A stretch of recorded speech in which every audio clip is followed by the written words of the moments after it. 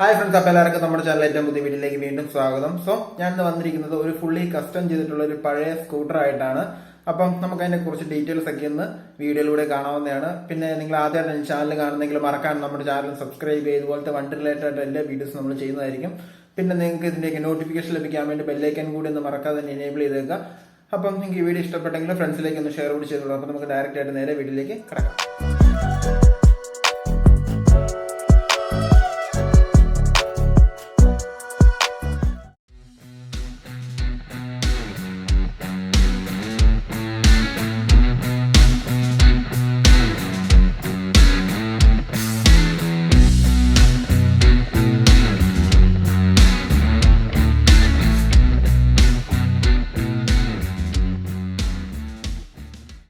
So ഇതാണ് നമുക്ക് കിട്ടിയിരിക്കുന്ന ഇന്നത്തെ സ്കൂട്ടർ. ഒരു ഫുള്ളി കസ്റ്റം ചെയ്തിരിക്കുന്ന വിൻറ്റേജ് ചേതക്ക്.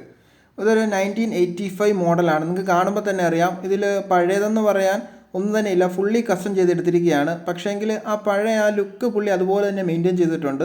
മൊത്തത്തിൽ റീപെയിൻ്റ് ഒക്കെ ചെയ്ത് അത്യാവശ്യം നമ്മുടെ സാധനങ്ങളൊക്കെ മാറ്റി, എന്നാൽ ആവശ്യത്തിന് പഴയ വിൻറ്റേജ് മോഡലൊന്ന് മെയിൻറ്റെയിൻ ചെയ്ത് വെച്ചിരിക്കുന്ന ഒരു സ്കൂട്ടറാണ്.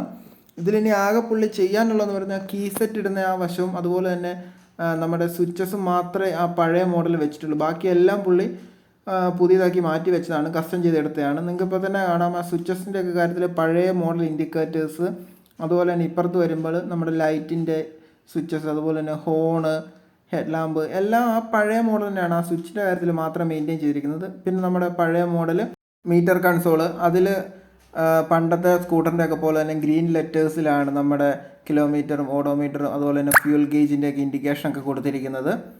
പിന്നെ ക്ലച്ച് അത്യാവശ്യം നല്ല ടൈറ്റാണ്. നമുക്കറിയാം, പഴയ സ്കൂട്ടർ ഓടിച്ചിട്ട് പരിചയമുള്ളവർക്ക് മാത്രമേ ഇത് പെട്ടെന്നൊന്ന് ഓടിക്കാൻ പറ്റത്തുള്ളൂ. അല്ലെങ്കിൽ നല്ലൊരു പാട് തന്നെയായിരിക്കും ഇതൊന്ന് ആദ്യമായിട്ട് ഓടിക്കുന്ന ഒരാൾക്ക്. പിന്നെ സീറ്റ് എന്ന് പറയുന്നത് ഒരു സിംഗിൾ സീറ്റാണ് പുള്ളി പ്രൊവൈഡ് ചെയ്തിരിക്കുന്നത്. അതും അത്യാവശ്യം നല്ല കുഷിയുണ്ട്, നല്ല സോഫ്റ്റുമാണ് സീറ്റ്. പിന്നെ ഇതാണ് ഇതിൻ്റെ ബാക്ക് വശം. ബാക്ക് വശത്തേക്ക് നമുക്ക് മാറുമ്പോൾ ഏറ്റവും ഇൻട്രസ്റ്റിംഗ് ആയിട്ട് തോന്നുന്നത് അതിൻ്റെ ടെയിൽ ലാമ്പാണ്. ഒരു റെഡ് കളറും അതുപോലെ തന്നെ വൈറ്റും, അതായത് പഴയതിൻ്റെ മേളിൽ അതുപോലെ തന്നെ ഒരു മെയിൻറ്റെയിൻ ചെയ്ത് വെച്ചിരിക്കുകയാണ്. അതിൽ വലിയ വ്യത്യാസമൊന്നുമില്ല, പക്ഷേ വളരെ ഭംഗിയിലാണ് അതിൻ്റെ ടെയിൽ ലാമ്പ് കൊടുത്തിരിക്കുന്നത്. പിന്നെ ഒരു 1985 മോഡലാണെന്ന് എഴുതി വെച്ചിട്ടുണ്ട്. ടയറൊക്കെ പുതിയ ടയേഴ്സാണ്. അതുപോലെ തന്നെ രണ്ട് സൈഡിലും പഴയ ഇൻഡിക്കേറ്റേഴ്സ് തന്നെയാണ് പ്രൊവൈഡ് ചെയ്യുന്നത്. ബൾബ് തന്നെയാണ് അതിൻ്റെ അകത്തുള്ളത്. പിന്നെ ഇതൊരു സ്റ്റോറേജ് ഏരിയ പോലെയാണ്. അത്യാവശ്യം സ്റ്റോറേജ് ഏരിയ എന്ന് പറയാൻ പറ്റില്ല, ജസ്റ്റ് ആ സിംഗിൾ സീറ്റിൻ്റെ ഒരു കവർ. ഇതിൻ്റെ അടിയിലാണ് നമ്മുടെ ഫ്യൂൽ ടാങ്ക് വരുന്നത്. പിന്നെ അതിൻ്റെ അടിയിൽ വേറെ സ്പേസ് ഒന്നുമില്ല, ജസ്റ്റ് നമുക്ക് വേറെ ഒന്നും സൂക്ഷിക്കാനൊന്നും പറ്റത്തില്ല. ഒരു ഫാഷനബിളായിട്ട് മെയിൻറ്റെയിൻ ചെയ്തിരിക്കുമെന്ന് മാത്രമേ ഉള്ളൂ, അല്ലാതെ വേറെ അതുകൊണ്ട് നമുക്ക് പ്രത്യേകിച്ച് ഉപയോഗമൊന്നുമില്ല. ഇതാണ് ഫ്രണ്ടിലത്തെ ഇൻഡിക്കേറ്റേഴ്സ്. ആ പഴയ ഇൻഡിക്കേറ്റേഴ്സ് തന്നെയാണ് പ്രൊവൈഡ് ചെയ്തിരിക്കുന്നത്. അതിൽ മാറ്റമൊന്നും പുള്ളി കൊണ്ടുവന്നിട്ടില്ല, ബൾബ് ഇൻഡിക്കേറ്റേഴ്സ് തന്നെയാണ്. പിന്നെ നമുക്കറിയാം ഇതിൻ്റെ പെയിൻറ്റ് ക്വാളിറ്റിയാണ്, നല്ല ഫിനിഷിലാണ് ചെയ്തിരിക്കുന്നത്. പിന്നെ ഈ കാണുന്നതാണ് ഇതിൻ്റെ സ്റ്റെപ്പിന്. അവിടെ വെസ്പ എന്ന് എഴുതിയിരിക്കുന്നത് ജസ്റ്റ് ഒരു കവർ മേടിച്ച് വെച്ചിട്ടേ ഉള്ളൂ, പക്ഷേ വണ്ടി ചേതക്ക് തന്നെയാണ്. പിന്നെ ഈ അടിയിൽ കൂടെ വരുന്ന രണ്ട് പൈപ്പാണ് ഇതിൻ്റെ എക്സോസ്റ്റ് പൈപ്പ്. രണ്ടും ഒരു സൈഡിൽ തന്നെയാണ് പ്രൊവൈഡ് ചെയ്തിരിക്കുന്നത്. ഈ കാണുന്ന നമ്മുടെ എക്സോസ്റ്റ് പൈപ്പിൻ്റെയൊക്കെ ബെൻഡും കാര്യങ്ങളൊക്കെയാണ്.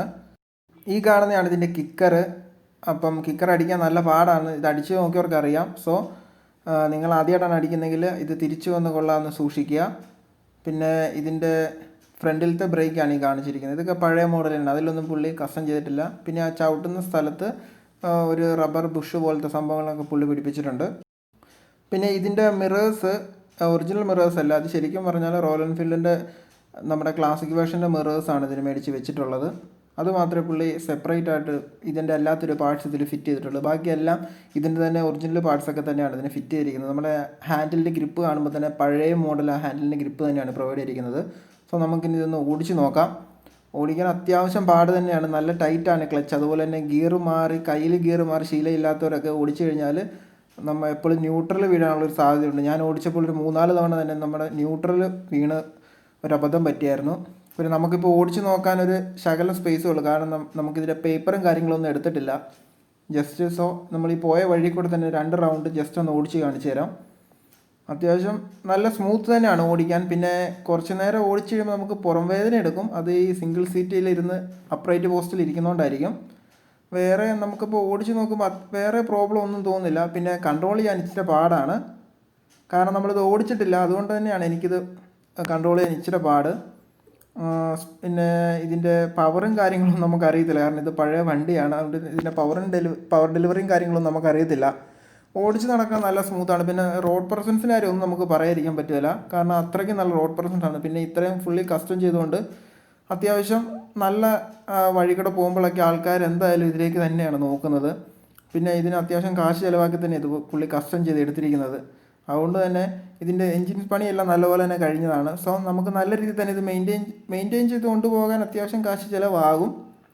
പിന്നെ ഇതിൻ്റെ എൻജിൻ പണിയെല്ലാം കഴിഞ്ഞ് പുള്ളി നല്ല സൂക്ഷ്മതയോടെ കൊണ്ട് നടന്നു. അതുകൊണ്ട് തന്നെ നമുക്ക് ഓടിച്ച് നോക്കുമ്പോൾ തന്നെ വേറെ അധികം പ്രശ്നങ്ങളൊന്നും വണ്ടിയും തോന്നിയിട്ടില്ല. പിന്നെ ഇതിൻ്റെ റൈഡിംഗ് പോസ്റ്റർ എന്ന് പറയുന്നത് അപ്രൈറ്റ് ആണ്. സോ നമ്മൾ നിവർന്ന് തന്നെ ഇരിക്കണം. പക്ഷേ സിംഗിൾ സീറ്റ് ആയതുകൊണ്ട് നമ്മൾ കുറച്ച് നേരം എന്നല്ല, കുറച്ച് കിലോമീറ്റേഴ്സ് ഓടിച്ച് കഴിയുമ്പോൾ നമുക്ക് നടുവിന് ഒരു ചെറിയ പെയിൻ പോലെ വരും. നമുക്കിപ്പോൾ പില്യൻ സപ്പോർട്ടും ഇല്ല ഇതിന്. അതുകൊണ്ട് തന്നെ അത്യാവശ്യം നടുവിനൊക്കെ ചെറിയൊരു പെയിൻ തോന്നും.